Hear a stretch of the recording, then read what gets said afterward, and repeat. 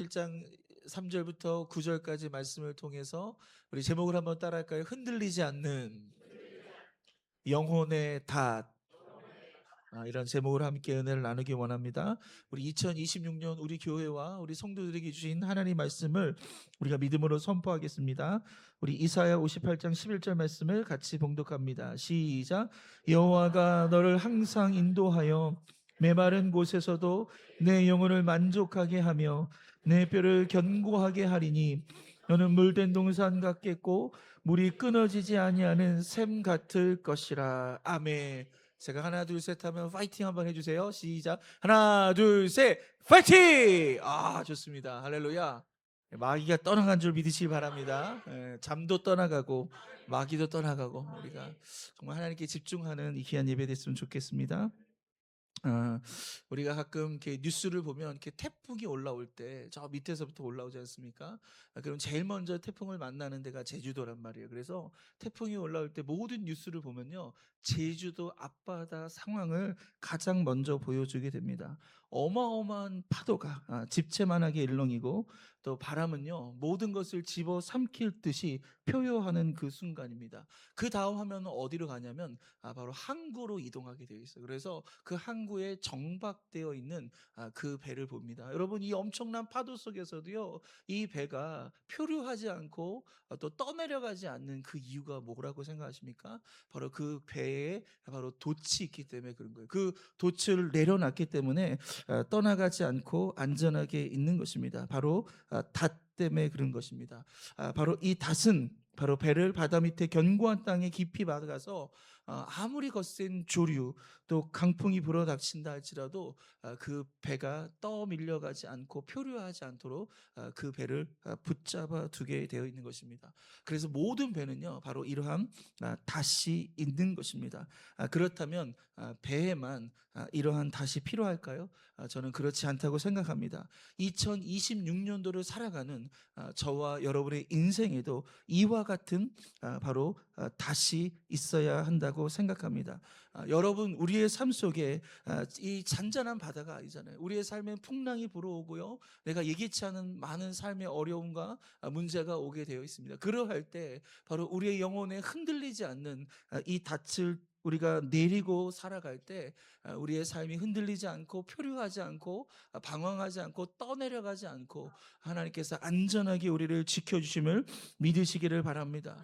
그래서 이 영혼의 닻을 정말 하나님께 내리고 소망 가운데 살아가는 사람은요 그 환난을 이겨낼 수 있는 거예요. 소망을 붙잡으며 살아가게 되는 것을 믿으시기를 바랍니다. 오늘 우리가 읽은 이 본문은 우리에게 무엇을 말하고 있습니까? 우리 첫 번째로 한번 따라할까요? 산 소망을 가지겠습니다. 여러분, 살아있는 소망을 붙잡을 수 있기를 주님의 이름으로 축복합니다. 우리 베드로전서 1장 3절 말씀을 읽겠습니다. 시작. 우리 주 예수 그리스도의 아버지 하나님을 찬송하리로다. 그의 많으신 긍휼대로 예수 그리스도를 죽은 자 가운데서 부활하게 하심으로 말미암아 우리를 거듭나게 하사 산 소망이 있게 하시며. 아멘. 우리의 영혼의 닷, 바로 우리가 우리의 삶의 이런 환난과 어려움과 이 낙심의 상황 속에서 흔들리지 않고 이 자리를 지키고 우리가 표류하지 않게 하는 것, 그것은 바로 닷과 같은 것. 무엇이라고 오늘 성경은 말하고 있습니까?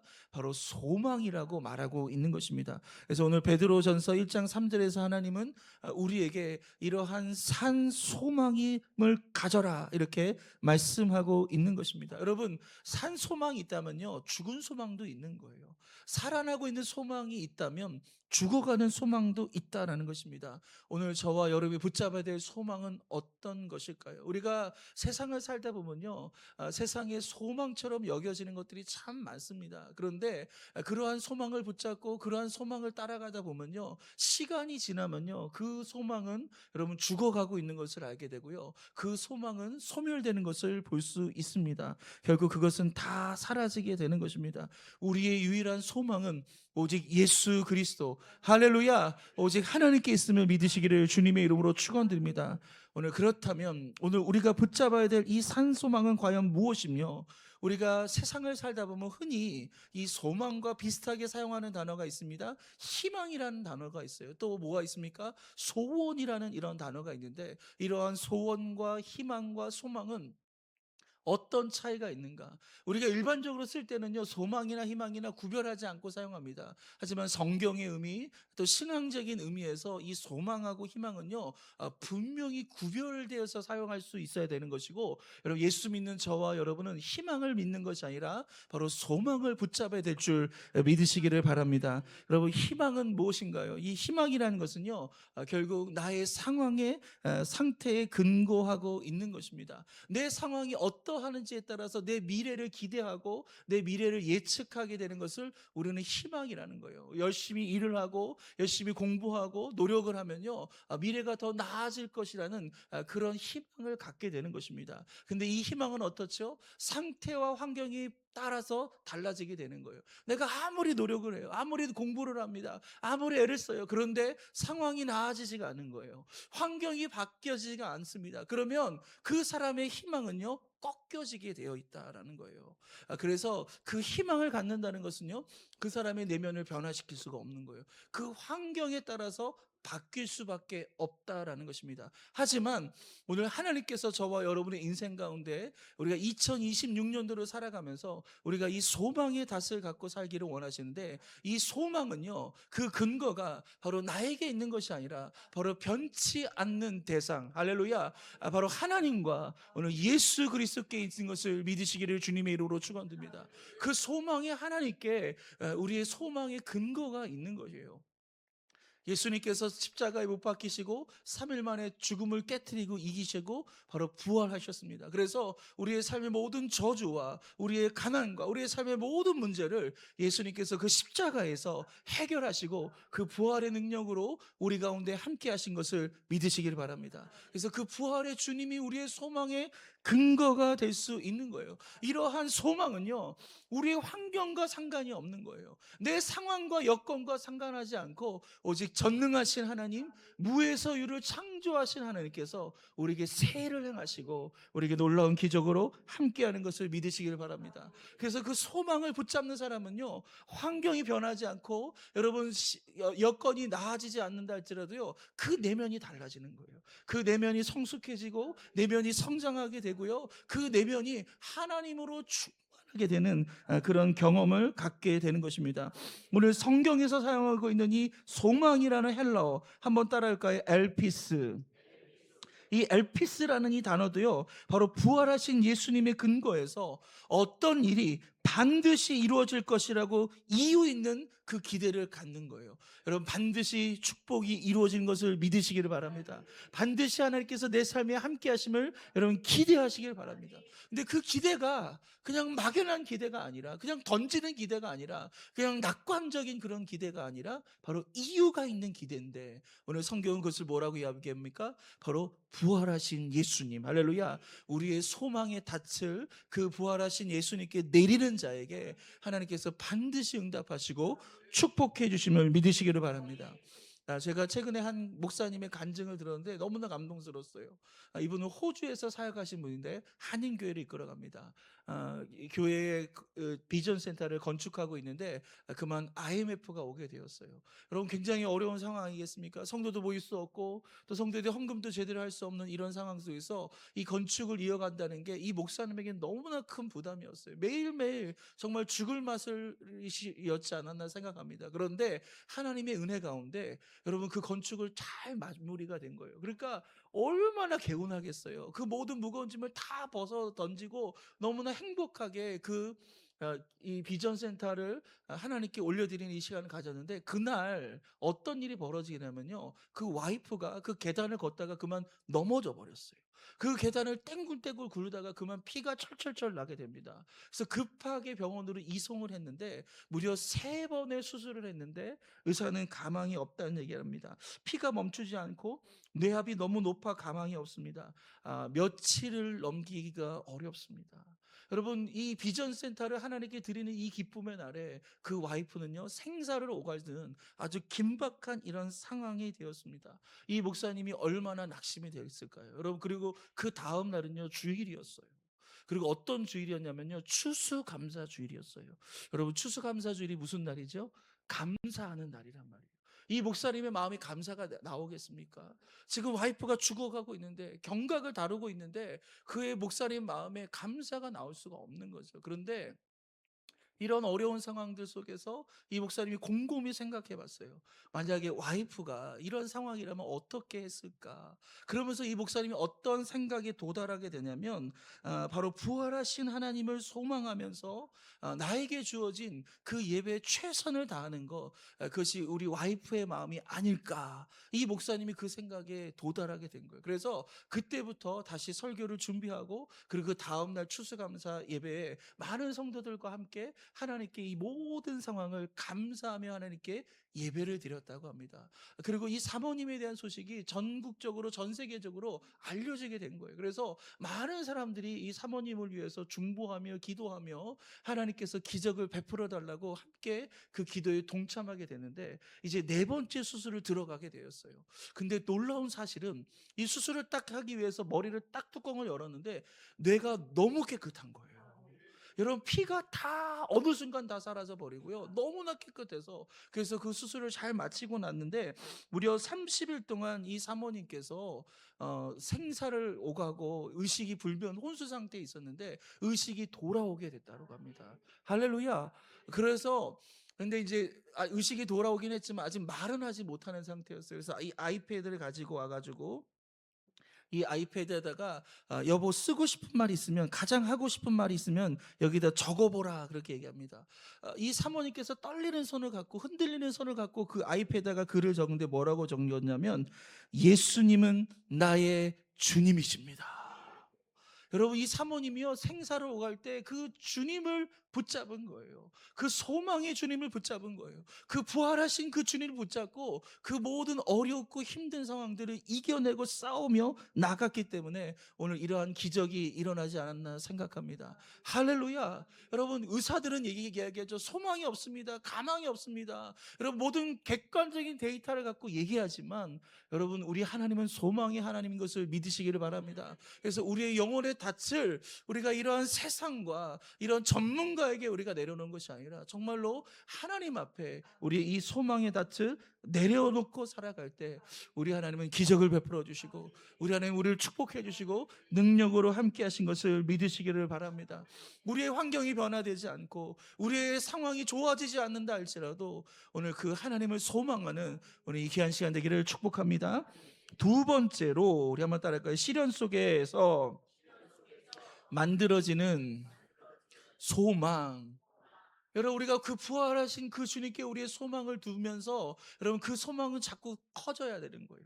그 소망이 자꾸 견고해져야 되고요, 그 소망이 계속 만들어져야 될 줄 믿으시길 바랍니다. 오늘 성경 베드로전서 1장 6절과 7절 말씀을 같이 읽겠습니다. 시작.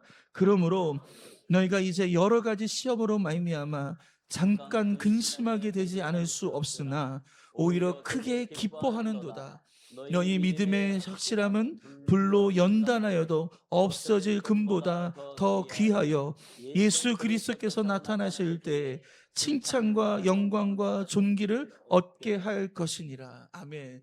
여러분, 우리가 시련을 당합니다. 문제를 당합니다. 어려움 속에 있는 거예요. 그런데 그 어려움과 시련은 어떤 장소냐면 바로 우리의 소망을 만들어내는 장소가 된다라는 거예요. 제가 오늘 설교를 준비하면서 많은 이 소망에 관한 명언들을 좀 찾아봤어요. 중요한 명언들 몇 개를 가지고 왔는데요, 우리 토마스 풀러의 이야기를 한번 같이 읽겠습니다. 시작. 소망은 어둠 속에서 빛나는 별과 같다. 밤이 깊을수록 그 빛은 더욱 선명해진다. 빅터 위고의 이야기입니다. 시작. 가장 깊은 밤에도 올 것을 믿는 것, 그것이 바로 소망이라는 지혜다. 조지 버나드 쇼는 이런 말합니다. 소망은 결코 당신을 버리지 않는다. 당신이 소망을 버릴 뿐이다. 여러분, 이 명언들이 말하는 것처럼 소망이라는 것은요, 그냥 일반적인 상황, 좋은 상황에서 만들어지는 것이 아니다라는 거예요. 자, 보세요. 소망은 어둠 속에서 빛나는 별이라고 얘기합니다. 밤이 깊을수록 그 빛은 더 선명해진다라고 얘기하는 거죠. 인생의 어둠이 찾아오고 밤이 찾아오고 그런 깊은 슬픔과 그 낙심의 상황 속에서 바로 이런 소망이 만들어지고 이 소망이 자라나고 그 소망이 더욱 소망되는 것을 믿으시기를 바랍니다.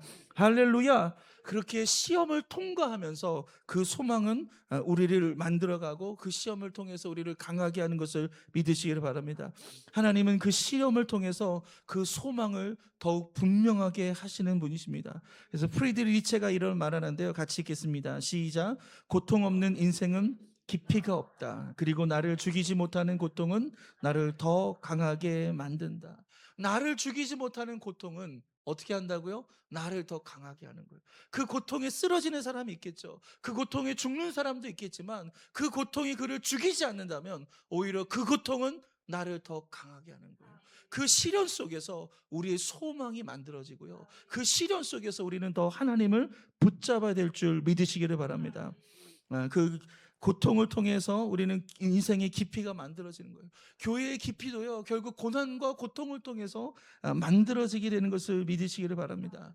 여러분, 7절에 보니까 이 금에 대한 이야기가 나옵니다. 하나님께서 이 시련을 통해서 우리를 정금과 같이 연단하신다라는 걸 얘기하고 있는데, 여러분, 금이 되는 과정들, 이 재련의 과정들을 보시면 잘 아는 것처럼 여러분, 금광석은요 그렇게 가치가 없습니다. 근데 그 금광석을 가치 있게 만들기 위해서 여러분 불에다가 집어넣잖아요. 불에 집어넣으면 어떤 일이 벌어집니까? 금이 아닌 것만 녹게 되어 있어요.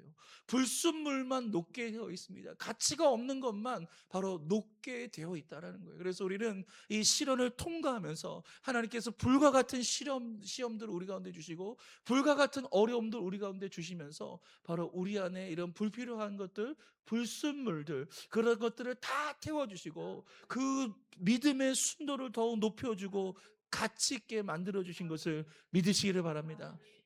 그 깨끗한 금, 그 정금이 될 때 그 가치가 더 높게 올라가지 않겠습니까?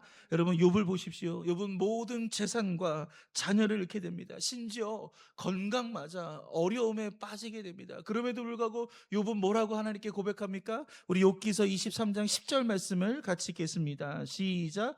내가 가는 길을 그가 아시나니 그가 나를 단련하신 후에는 내가 순금같이 되어 나오리라. 여러분, 욥이 고백은 뭡니까? 하나님께서 나를 아신다는 거예요. 내 모든 상황을 아신다는 거예요. 아직 상황은 바뀐 것이 없어요. 환경은 변화되지 않았습니다. 내가 기대한 것이 이루어지지 않았지만 욥은 하나님께서 내 모든 상황을 아시고 지금 이러한 시련과 이러한 시험과 낙심된 상황 속에서 나를 단련하고 계시고 지금 어떻게 만들어가고 계시다는 거예요? 바로 순금같이 되어 나오리라. 할렐루야. 바로 금이 되는 그 과정 속에 하나님께서 나를 밀어 넣었다라고 말씀하고 있는 것입니다. 오늘 그렇게 우리는 고난을 마주할 때 왜 나에게 이런 일이 이른가 이렇게 우리가 질문하거나 여러분 낙심할 필요가 없는 것입니다. 그 고난은 나의 믿음의 순도를 더 높여주는 거예요. 나의 가치를 더 가치 있게 만들어주는 것입니다. 하나님께서 우리를 금과 같이 만들어주시는 이런 특별한 시간인 것을 믿으시기를 바랍니다. 여러분, 이 배가 닻을 내리고 있을 때 여러분 바람이 강하게 불거나 파도가 세게 치면요 그 배는요 닻에 연결된 체인이요 완전 빽빽하게 이렇게 되게 됩니다. 아주 팽팽해지게 되는 것을 볼 수 있습니다. 여러분, 팽팽해진다고요 선원들과 선장은요 두려워하지 않습니다. 오히려 그 팽팽한 그 이유가 뭐예요? 바로 그 닻이 바닥에 잘 고정됐다는 것을 알 수 있는 거예요. 우리의 환경이 어려운 가운데 있는 것, 팽팽해지는 이런 긴장감이 있는 것은 오히려 우리가 정말로 우리의 소망의 닻을 하나님께 견고하게 뒀다라는 그런 증거가 된 것을 믿으시기를 바랍니다. 오늘 그렇게 이 시간 우리의 시련이 우리의 믿음을 더 순전하게 만들고 있는지 우리가 돌아보고 오늘 시험 속에 시련 속에 낙심 속에서 이러한 소망을 더 깊게 만들어가는 저와 여러분 되기를 주님의 이름으로 축원드립니다. 마지막 세 번째입니다. 한번 따라할까요? 소망을 증명하는 삶을 살겠습니다. 저와 여러분의 그 소망이 우리의 삶을 통하여 증명되기를 주님의 이름으로 축복합니다. 우리 베드로전서 1장 8절과 9절 말씀을 같이 읽겠습니다. 시작.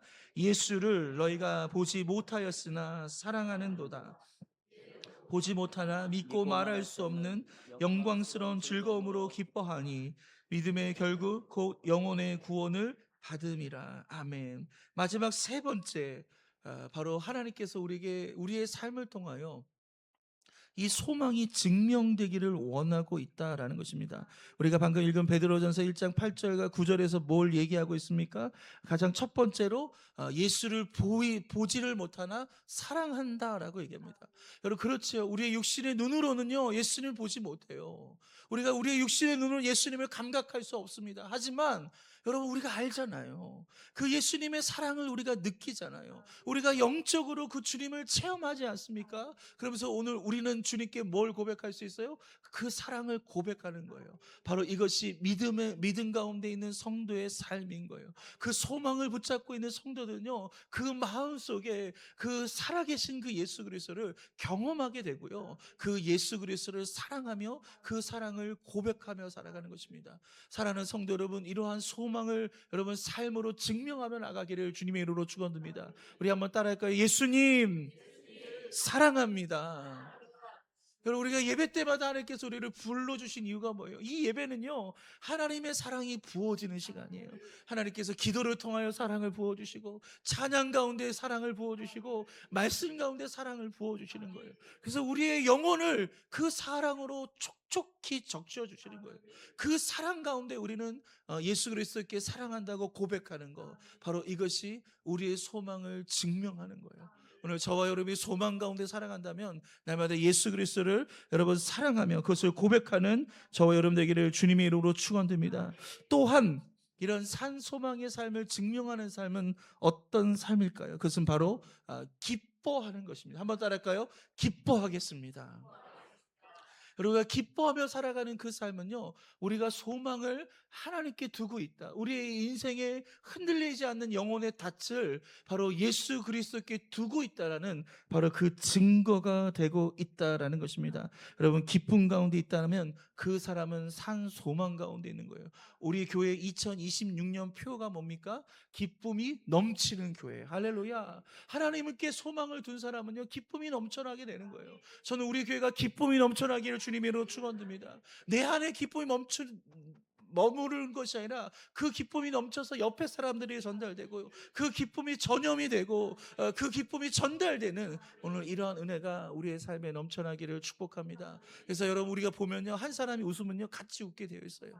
기쁨은 이렇게 전염되게 되는 거예요. 그래서 여러분, 인상 쓰지 마시고, 할렐루야, 괴로워하고 낙심하지 마시고, 여러분 그럴수록 우리의 소망의 하나님을 붙잡으며 여러분 더 기뻐할 수 있기를 주님의 이름으로 축원합니다. 진짜 고수는요 힘들 때 웃는 거예요. 할렐루야.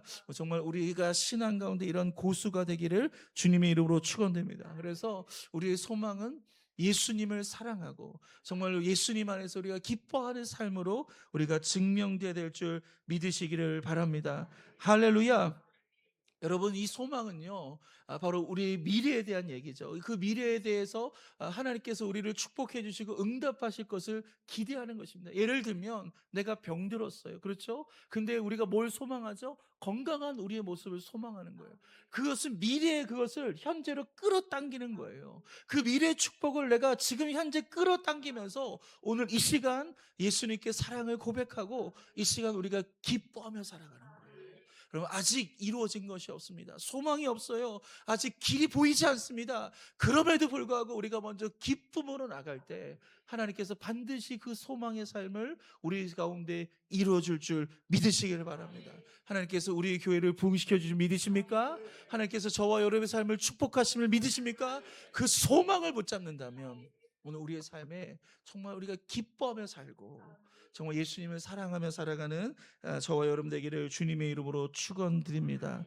우리가 2026년도를 살아내야 되는데 정말 우리가 이 2026년도 정말 소망의 걸음을 걷고 나가기를 원합니다. 우리 지난주 시간에 우리가 믿음에 대해서 우리가 함께 말씀을 나눴잖아요.